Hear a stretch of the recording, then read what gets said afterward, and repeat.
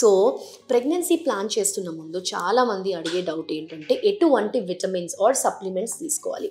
ఈ 4 విటమిన్స్ అయితే చాలా చాలా ఇంపార్టెంట్. మోస్ట్ ఇంపార్టెంట్ మీకు అందరికీ చెప్తూ ఉంటాను నేను ఎప్పుడు కూడా ఫోలిక్ యాసిడ్ అనేది గ్రీన్ లీఫీ వెజిటేబుల్స్లో ఉంటుంది. అది కాక ఫోలిక్ యాసిడ్ సప్లిమెంట్ కూడా తీసుకుంటే it is very very good. Pregnancy plan చేస్తున్న 3 months ముందు నుంచి తీసుకోవాలి.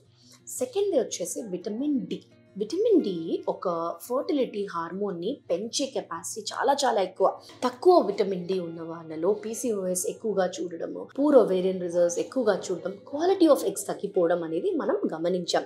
సో విటమిన్ డి అనేది మోర్ దాన్ 30 or 40 మీ బాడీలో ఉంది అంటే that is the correct value for vitamin D in your body. ఆ వాల్యూ వచ్చేంత వరకు మీరు విటమిన్ డి సప్లిమెంట్స్ తీసుకుంటూ ఉండాలి వీక్లీ వన్స్. ఓకే.